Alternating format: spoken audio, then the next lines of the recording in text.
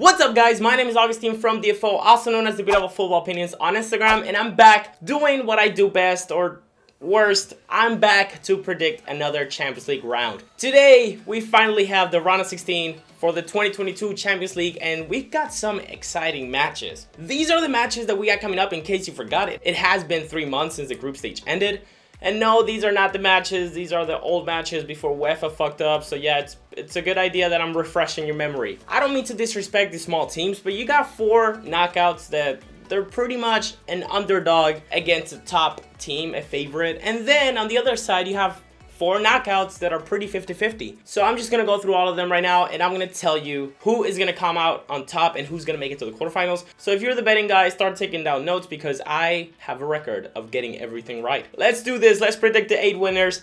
Number 1, Salzburg versus Bayern. Listen, I'm not going to bullshit anybody. This and Man City's game, I'm giving it to the favorites. I haven't seen enough of Salzburg to interpret their gameplay, how they're going to match up against Bayern. But Bayern, they won all their games with a perfect 6 out of 6. They scored 22 goals and only allowed 3 goals in. They made a joke out of their group stage. They knocked Barca down to Europa League, which hasn't happened in about 15 almost 20 years. There are some cracks in this Bayern side. I don't watch a lot of Bundesliga, but I do stay tuned whenever a small side defeats Bayern, which actually happens to be some kind of trending thing. What's up with all these small sides beating Bayern? But anyways, that just shows that Bayern do have cracks and they're not flawless. I mean, no team really is.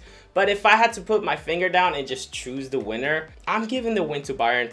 No need to spend any more time in this. Speaking about not wasting a lot of time, you got Sporting versus Man City. Let's just look at Man City in this one. You got a team that is first in their league by not much of a challenge. They finished first in their group as well, despite having PSG in their group. The amount of talent and the way this team plays football, they don't have one star that wins the game by himself. You got stars all over the pitch, and this is a team that doesn't even need a striker to score goals. Guardiola can do anything he wants to get through these small sides. So much so that at the end of the day, he might overthink it and miss out on winning the trophy. But for now, I don't think he can truly fuck this up. I mean, Sporting.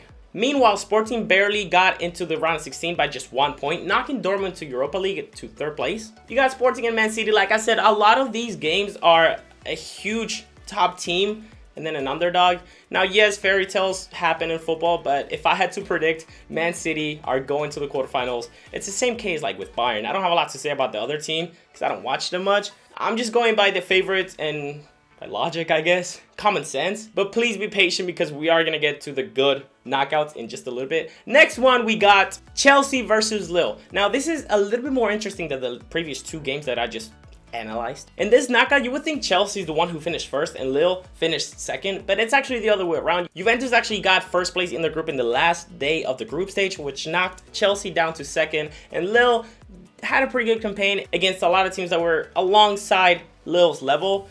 But in this season, Lille are just not the same Lille that they were like last season. They're 10th in Ligue 1, and then Chelsea are just the stronger team. Chelsea do have their flaws. This season, their attack just doesn't look that good. You got Lukaku, who they bought him up for like 100 million, and he's just not performing. He's performing like Manchester United Lukaku rather than Inter Lukaku. And I don't know how much Chelsea's defense and midfield can push this team forward. I'm just gonna go for a Chelsea win because last season, every video that I made predicting who was gonna make it to the next round, I always had Chelsea knocking themselves out, and they ended up winning the whole thing. I don't want to look stupid again, so I'm going to go for the logic pick. I'm going to go for common sense again. I do think Lille could put a little bit more of a fight, but I haven't seen a lot of French league in order to talk about this a little bit further. I'm going to go for Chelsea. So far, we got the big 3 teams making it to the quarterfinals. Bayern, City, Chelsea. No surprise so far. Moving on to the next one. Benfica versus Ajax. This might be a little bit more of a fight, but Ajax probably had the best campaign in the group stage of the Champions League this season. They got Haller, who scored in all 6 games. And they also, just like Bayern, they also won all their games with a perfect 6 out of 6, 18 points. And get this, they scored 20 goals. Half of them were scored by Haller, and they only allowed 5 in. It's going to take something great for Benfica to knock out this Ajax team. And I'm reading a lot of Ajax news and fans talking about their team. A lot of them think they're going to make it far and that they could pull an upset and just win the competition ahead of all the other favorites. Again, I haven't seen Ajax much other than in the Champions League. So far, they're killing it. I'm going to go for the common sense pick. I'm going to go for Ajax advancing to the quarterfinals. But anyways, let's get to the more 50-50 battles. Let's talk about Atletico Madrid versus Man United. On the one side, you have trash. On the other side, you have garbage. I think somehow these two teams are both going to get knocked out. I don't know how that even happens. I just think it's going to happen. No, but seriously though, Atletico Madrid are not the same side that they were last season. They made a lot of upgrades in their team. The Paul is one of the most exciting ones, and they're just not playing the same way that they were last season. They're definitely not as successful, and they got whooped by half of their group in the Champions League. You would think that they would have put up a fight against Liverpool, seeing as Atletico Madrid and Liverpool, they might be around the same level. No, Liverpool whooped them, and Atletico Madrid ended up getting second place. Somehow Man United finished first, despite at one point not even knowing if they were going to qualify. Maybe they would have gotten fourth, maybe they were going to go to Europa League. Somehow they topped the group. I don't even know how they did it. But let's talk about Man United. They got the X factor. You know who I'm talking about. His favorite team to play against, Atletico Madrid. What is the one thing United have that could actually make them victorious and move them to the quarterfinals?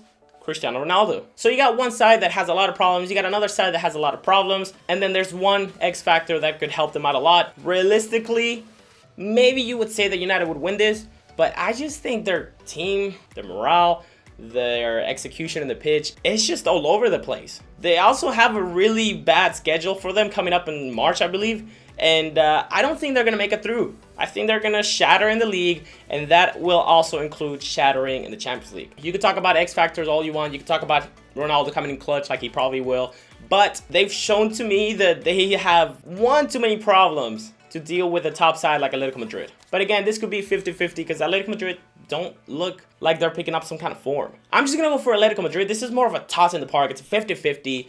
I think it's going to be one of the most exciting knockout matches that we have. I'm going to go for Atletico Madrid going into the quarterfinals, meaning United would get knocked out, which means they only have the Premier League next, and that might allow them to just go out and push for the title.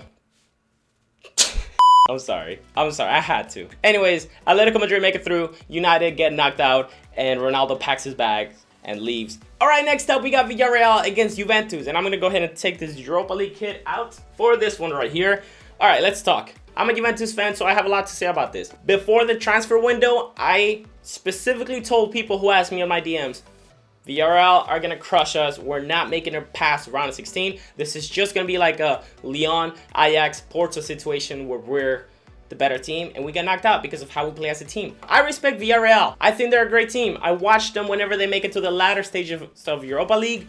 I just saw them put up a great fight against Real Madrid and end in 0-0. So I thought that they were going to go victorious and that they were going to make it through. Now, Juventus had a great, and I do mean great, winter transfer window. They not only got rid of Deadwood that we should have gotten rid of years ago, but we also signed some of the most exciting players in the transfer. We got Zakaria, we got a great right back Ake, and we got Vlahovic. Now, granted, he's only played 3 games and 2 of them were eh. And I have said before that buying great players doesn't guarantee short-term success, but I think this will be enough to pass Villarreal and go to the quarterfinals. There's been 3 games ever since we bought all these players. We played pretty well. The other day, I watched Atalanta Juventus, actually yesterday. Despite the draw, we played pretty well. I think Morata, Vlahovic, and Dybala are gonna, their individual attributes boost the other players, and they help each other a lot. I think it's a great trio that is yet forming itself. Okay, I think we could see a great trio, and Villarreal is the perfect test to see how this team can actually truly play. I think Juventus have a great team on paper. They're just not playing like they should, but it's a growing process. Now, if we would have faced a smaller side like Lille or Sporting, it would not have been a good test. If we would have faced one of the top teams like Bayern, Man City, it wouldn't have been a good test either. We would have gotten fucked. I think Villarreal are right there in that middle area where we can actually show that we can do this, that we can fight to make it to the later stages, like semifinals. I don't think we're going to make it that far, but I think we have the great opportunity to show that we could. I think we're slowly playing better football. And like I said, before the window, I said that we were going to get knocked out by Villarreal. I'm going to change my optimism a little bit. I'm going to say that Juventus are going to make it through. That is my final word. Juventus make it through to the quarterfinals. Next up, we got Inter versus Liverpool, and this is a pretty exciting match. This is bound to be very interesting, and I think a lot of people are underrating Inter and knocking out their chances before they even have a chance to play. It's with due reason that they're doing that, because Liverpool are the better team.